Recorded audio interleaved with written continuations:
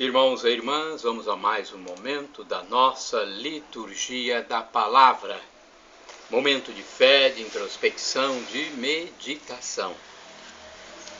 É quando Deus nos fala e nós temos que abrir os nossos ouvidos e o coração para ouvir.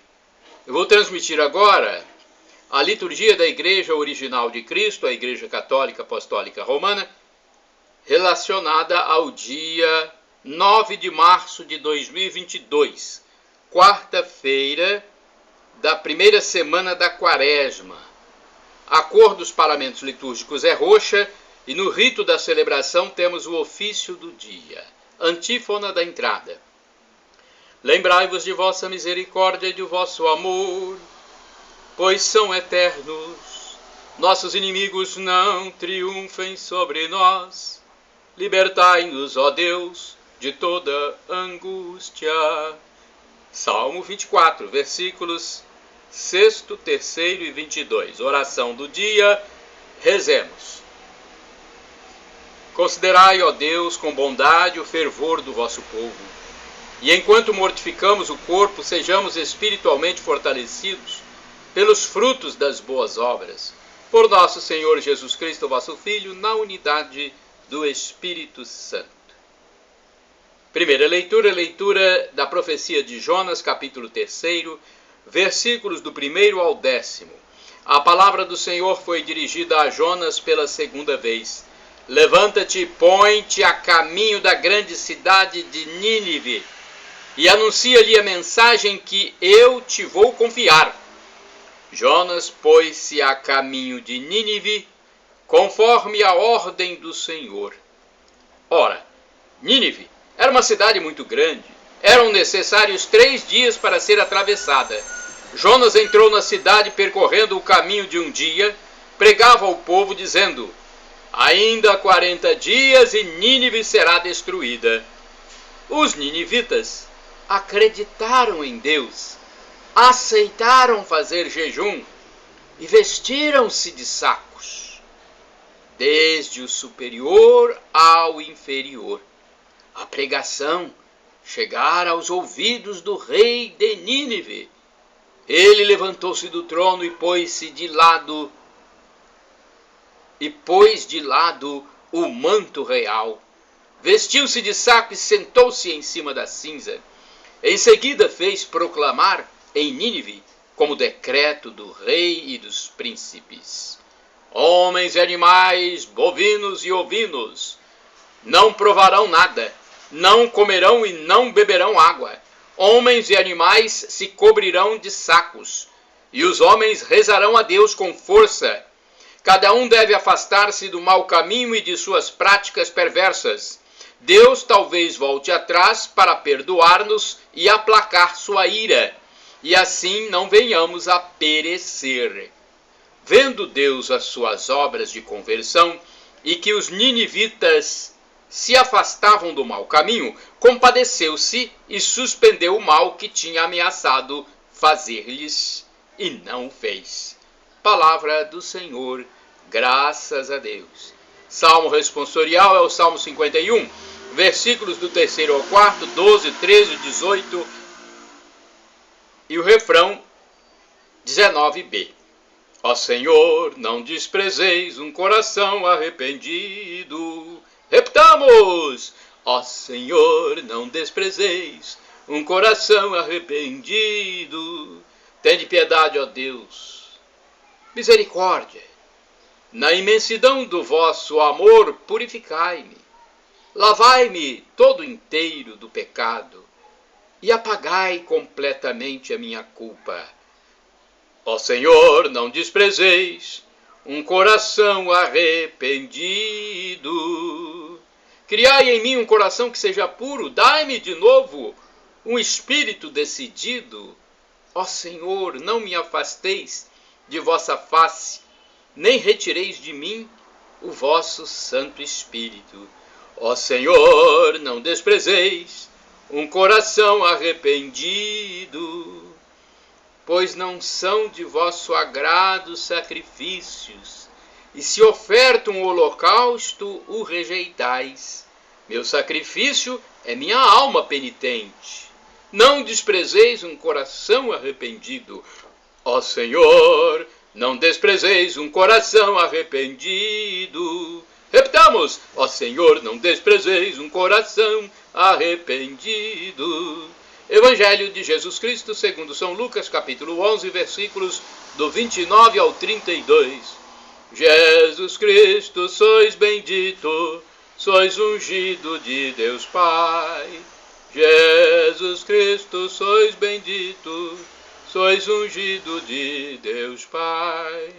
Voltai ao Senhor, vosso Deus, Ele é bom, compassivo e clemente. Texto de Joel, capítulo 2, versículos do 12 ao 13. Jesus Cristo, sois bendito, sois ungido de Deus Pai.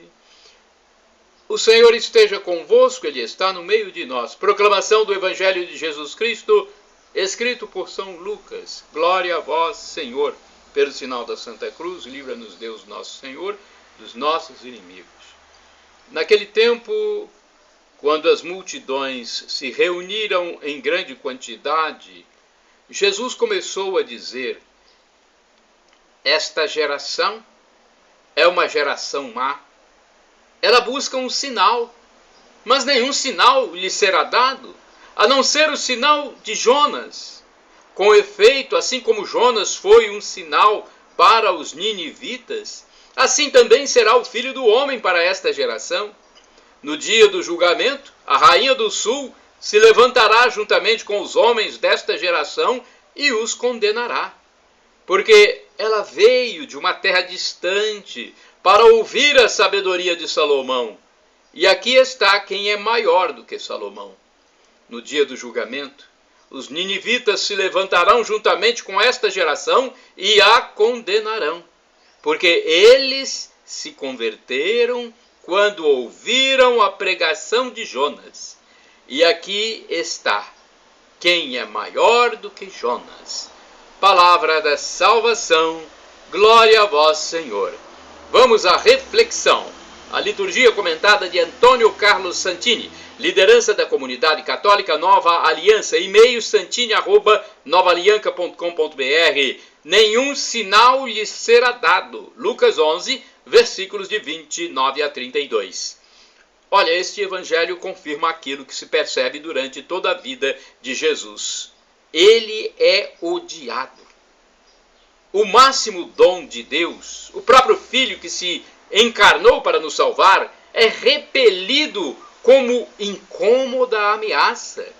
Mesmo depois de sua morte e ressurreição, esse ódio não se diluiu, ainda quando assume em nosso tempo ares mais civilizados. Como se não bastasse a água mudada em vinho, o pão multiplicado, os doentes curados, cegos que veem, paralíticos que carregam sua padiola pelas ruas. Os inimigos de Jesus insistem em tentá-lo. Mostra-nos um sinal. Santo Efrém de Nízibe, que viveu entre 306 e 373 depois de Cristo, comenta este evangelho. Abre aspas. Nosso Senhor deixou de lado os reis e os profetas, suas testemunhas, e apelou aos ninivitas. São eles que irão julgar aqueles que, depois de terem visto numerosos sinais, continuam sem crer. Jonas tinha anunciado a destruição aos ninivitas, inspirando neles o temor. Ele havia semeado o espanto entre eles, que apresentaram os frutos da contrição e da penitência. Aqueles pagãos se aproximaram de Deus e receberam a vida. Se os ninivitas tivessem desprezado Jonas, teriam descido vivos à mansão dos mortos, tal como Jonas no ventre do peixe. Mas como fizeram penitência, foram reconduzidos da morte para a vida como Jonas. Assim é também em relação ao nosso Senhor. e os homens vivem por sua morte, ou então eles morrem por causa dela. Para aqueles que pedem uma pregação proveniente do alto, nosso Senhor oferece uma pregação que vem das profundezas. É que eles tinham ouvido uma pregação proveniente do alto, mas não haviam crido. Por isso a pregação sobe das profundezas, como a de Jonas saiu da barriga do peixe. Nosso Senhor, por sua ressurreição, saiu vivo do ventre da terra e enviou os apóstolos entre as nações. A pregação deles é a pregação da ressurreição que sobe das profundezas. Por elas as nações se convertem e recebem a plenitude da vida. Assim é o sinal de Jonas, uma palavra proveniente das profundezas e que nos dá a vida, fecha aspas. De fato, a palavra de Deus deveria ser suficiente para a nossa conversão. Muitos, porém, continuam em busca de sinais. No interior da comunidade cristã existem os afeiçoados a pretensas revelações, aparições jamais confirmadas pelo magistério, sinais do sol e profecias tenebrosas. Do lado de fora, ao contrário, estão aqueles sábios que sabem ler os sinais do Evangelho, como casos de epilepsia, alucinações coletivas, e chegam a ver no maná uma produção de polissacarídeos pelas árvores do deserto. Meu Deus, né? Sábios, entre aspas, que sabem ler, entre aspas, os sinais do Evangelho, como casos de epilepsia. Os demônios, né? Casos de epilepsia, o que eles falam, esses pseudo-sábios, alucinações coletivas, quando vem a ressurreição. E chegam a ver no maná uma produção de polissacarídeos pelas árvores do deserto. Meu Deus, tenha misericórdia desses pseudo-sábios, Senhor. Bem-aventurados os que não viram e creram. Irmãos e irmãs, orai sem cessar. Senhor, confio em vossos mandamentos. Salmo 119, versículo 66. Vamos agora ao santo do dia. É uma hora da gente saber o que fizeram aqueles que viveram imitando a Cristo, né? São pessoas que passaram pela terra com muita bondade, caridade, por isso foram canonizados pela Igreja original de Cristo, a Igreja Católica Apostólica Romana. Da minha parte, podem utilizar à vontade, acessando meus endereços eletrônicos, o blog repórterpaulomaciel.blogspot.com, facebook.com/Paulo Maciel da Rádio, canal no YouTube Paulo Roberto Maciel, Instagram Paulo Roberto Maciel 6/. Agora, eu só quero informar que eu pesquisei essas biografias no site da Rede Século XXI, www.rs21.com.br. São Domingos Sávio.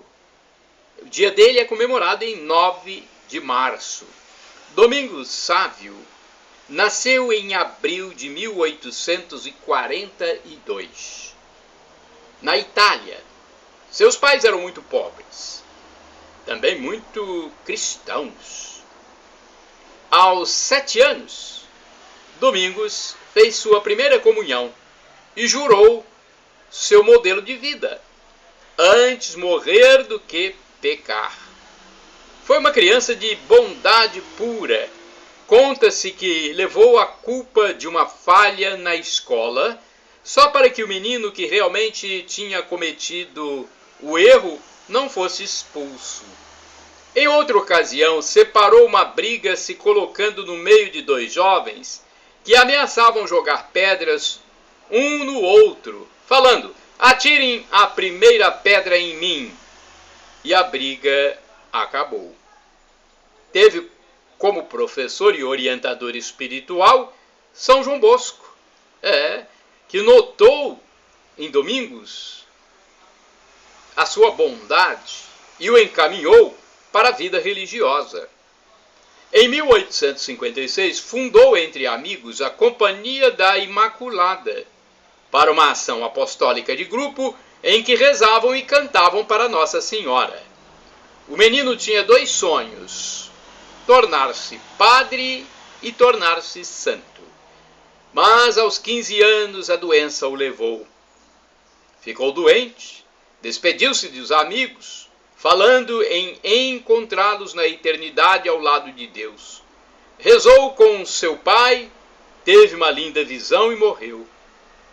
Dos seus 2 sonhos, realizou o de se tornar santo, sendo canonizado em 1957. O Papa Pio XII o definiu como pequeno, porém um grande gigante de alma, e o declarou padroeiro dos cantores infantis. São Domingos Sávio, rogai por nós. Morreu aos 15 anos, é o nosso santo adolescente. Agora temos Santa Francisca Romana. Francisca de Leone nasceu em 1384, em Roma, numa família rica e cristã. Sempre quis ser religiosa, mas foi prometida em casamento ao jovem Lourenço Ponciano, com quem se casou de fato e teve filhos.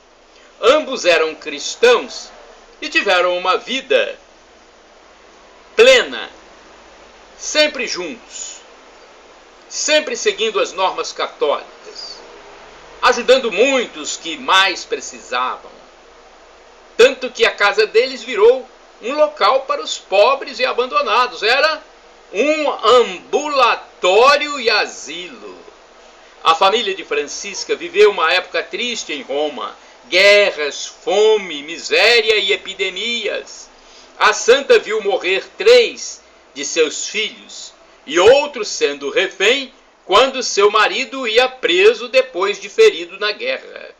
Mesmo com todo o sofrimento, continuou ajudando os necessitados e vendeu tudo o que tinha para se sustentar.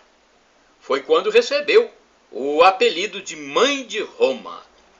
Francisca frequentava a igreja de padres beneditinos e lá organizava todas as amigas ricas para se dedicarem à ajuda aos necessitados.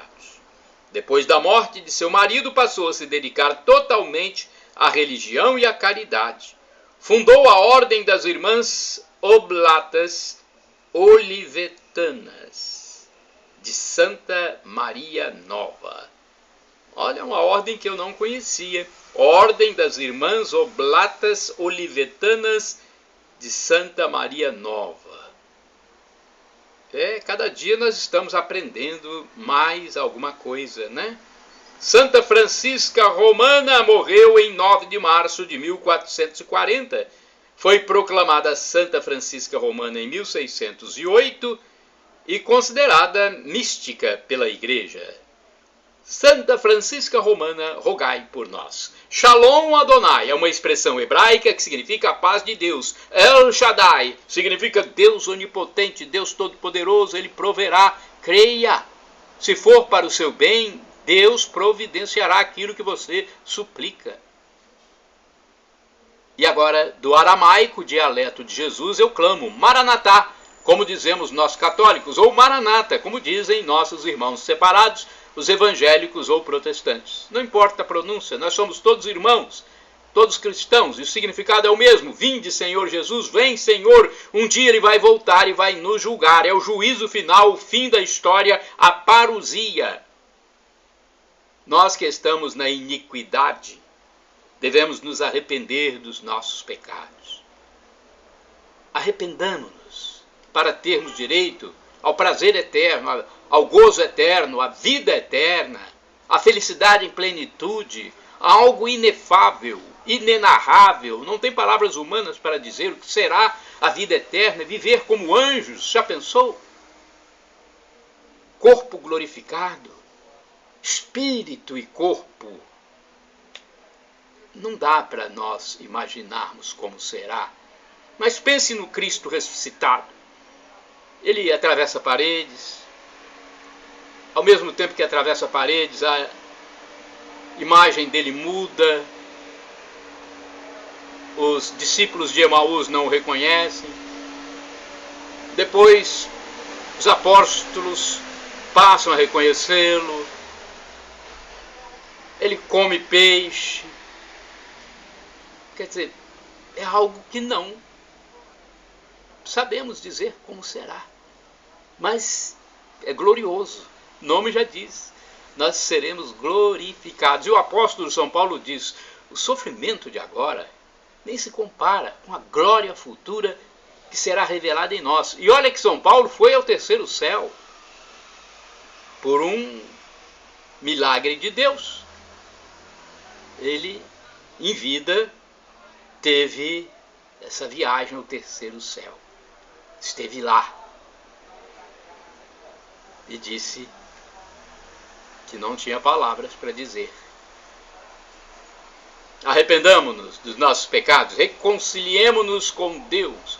Senhor, perdão pelos nossos pecados dos atos, pensamentos, omissões, pecados passados, presentes e futuros. Perdão, Senhor. Perdão. Shalom, Adonai, a paz de Deus, a paz do Senhor.